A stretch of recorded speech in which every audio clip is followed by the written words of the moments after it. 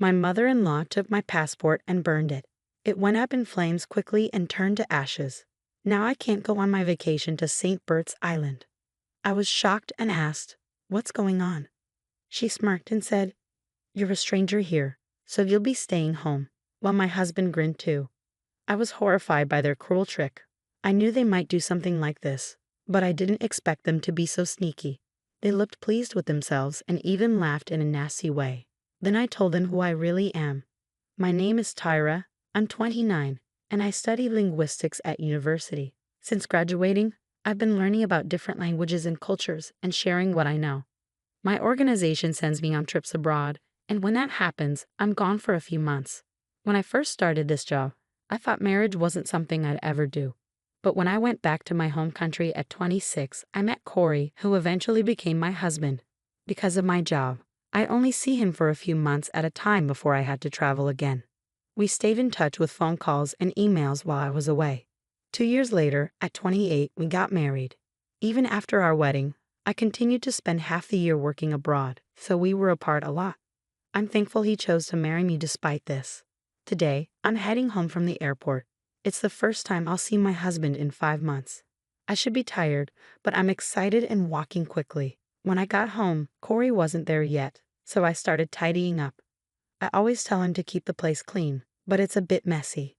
Normally, this would upset me, but today I'm willing to overlook it because I'm just happy to see him. While I'm cooking, I hear the front door open. Corey walks in, and I rush to greet him.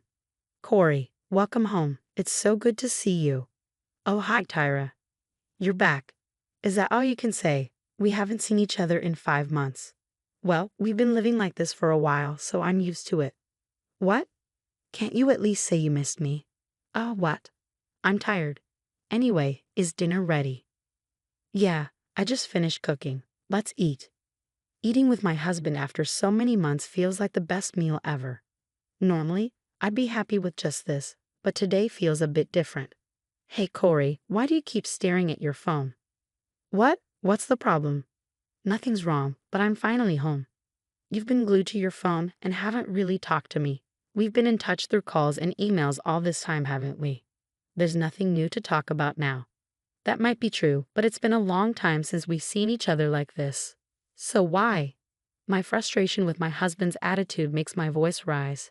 It looks like my comment upset him. He stood up, put his phone on the table, and glared at me. "You know what?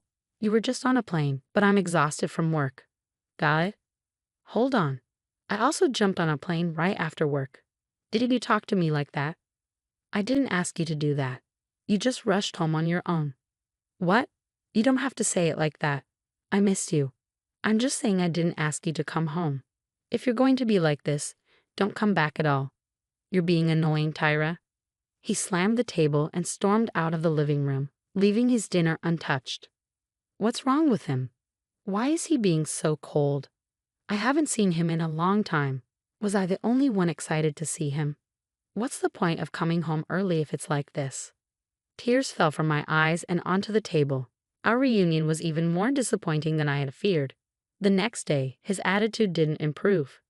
When I greeted him with a good morning, he looked at me coldly. "I envy you," he said. "You get to relax at home all the time while I'm stuck working." "That's not true," I replied. "I have a lot of work to do, like summarizing our activities and preparing for the next training session. It's a lot of work, more than you think. Either way, it's something you can do at home. I wish I had a job where I could spend half the year like that." "You don't have to talk like that."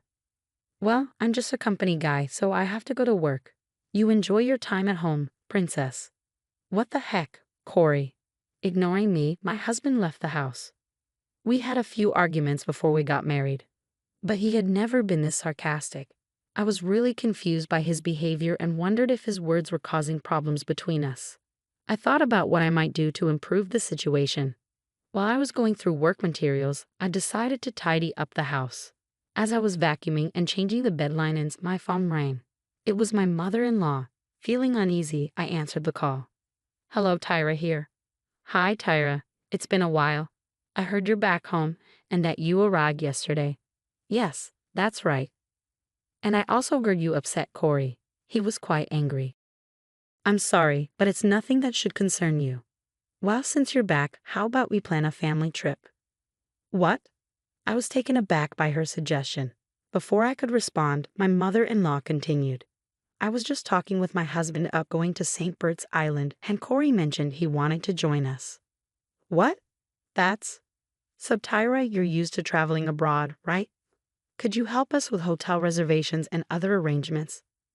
Me. Or are you having trouble understanding what your mother-in-law is asking you to do? Her voice grew colder. It was clear she didn't really want to travel with me. She just thought it would be easier for her since I'm experienced with travel. I knew my mother-in-law didn't have a high opinion of me. She'd been sarcastic ever since we first met at the wedding reception. Even after 2 years of marriage, things hadn't changed. I often received messages from her while I was working abroad. How can you be a wife and stay away from home for months? If you don't take care of the house, I'd rather my son marry someone else. It was a mistake to let him marry you. That's the kind of text I used to get from her. So I had a bad feeling about this call. I never imagined I'd be used for planning a family vacation. But maybe it's better than the usual verbal abuse. I was frustrated with myself for not being able to say no, even though I knew I was being used. A few hours later, my husband came home from work in a much better mood than earlier. He tossed his briefcase on the sofa and, smiling widely, called out to me. Mom called, didn't she? We can go on a trip to St. Bert's. Yeah, I heard. But you know what? What? You're not thinking of turning it down, are you? Mom wants you to come with us, I understand, but why don't you just go with your mom and dad like you originally planned? As soon as I said that, my husband's demeanor changed. He clicked his tongue and his tone became more threatening. You need to understand your role here. The only time you're useful to us is when we're traveling. You don't have to speak like that. It's true, isn't it? Anyway, you'll handle all the flight and hotel bookings, and everything should be in my name, as you probably know. What, Corey? You're going to pay for the whole trip. What are you talking about? We'll split the cost 50-50ths. It's a small price to pay to show respect to our parents. What is that supposed to mean? If you've got time to lounge around at home, make the reservations now. This isn't right. I don't want to. What are you mumbling about? My husband grabbed a beer from the fridge and drank it in one gulp.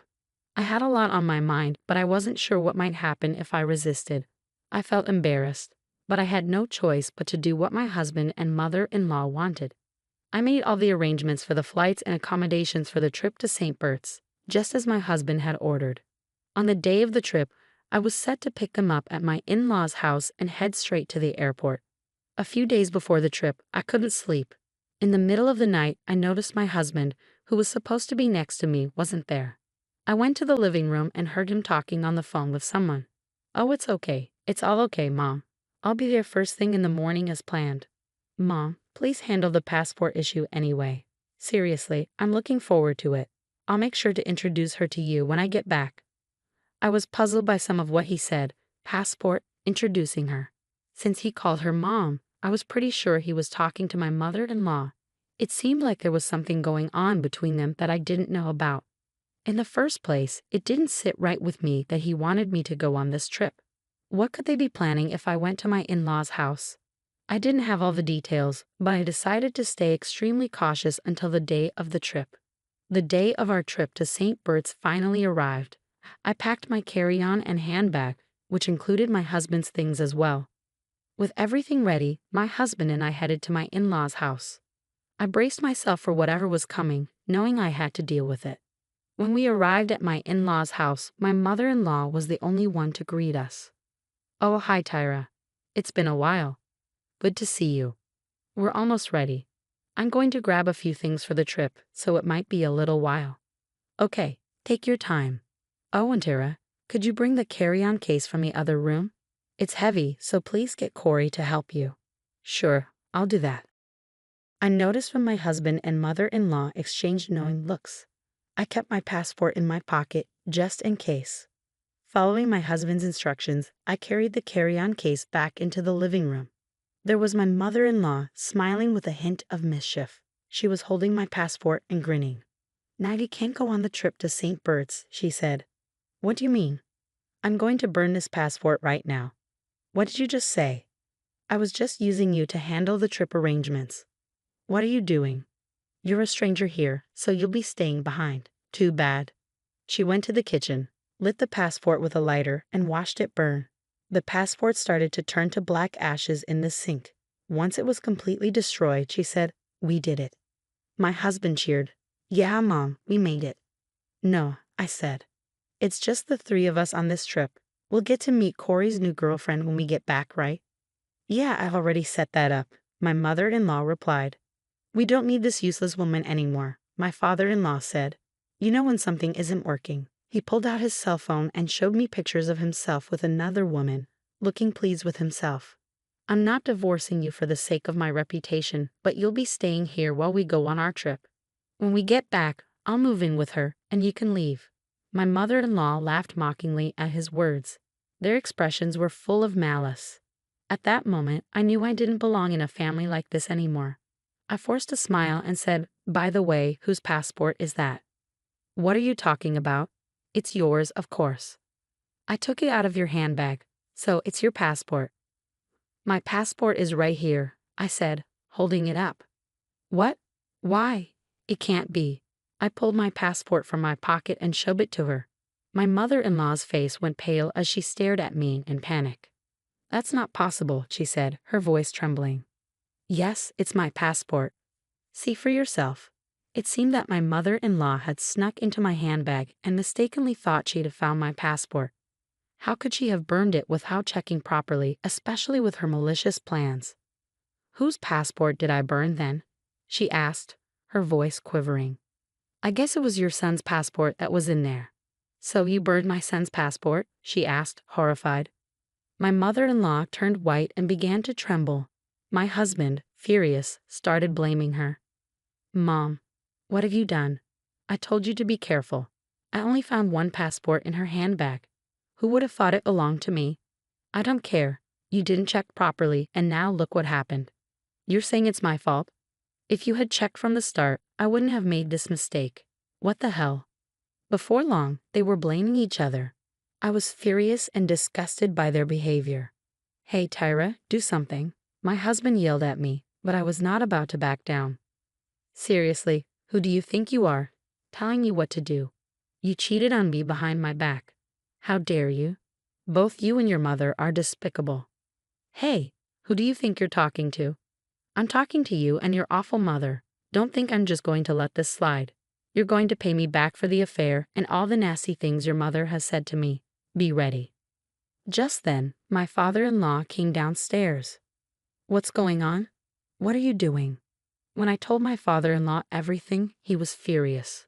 The trip was canceled, my mother-in-law got a divorce, and my husband was disowned by his father and banned from coming home. I consulted a lawyer, and we finalized the divorce. I also demanded alimony from both my ex-husband and ex-mother-in-law. They had to pay the alimony in one lump sum and cover the cost of canceling the trip to St. Bert's. Since they didn't save any money, they had to borrow to cover the alimony. In the end, they managed to repay everything by borrowing funds. Now my ex-husband lives with his mother and it looks like they are struggling financially. He was also dumped by the woman he had an affair with. As for me, I used the alimony money to move into a condo and enjoy living alone. After all the cheating and mistreatment, I went through many difficulties, but now I'm free and loving life. I plan to continue traveling, learning about different cultures, and sharing my experiences with the world. Thank you for watching. If you enjoyed the story, please subscribe to our channel. See you in the next video.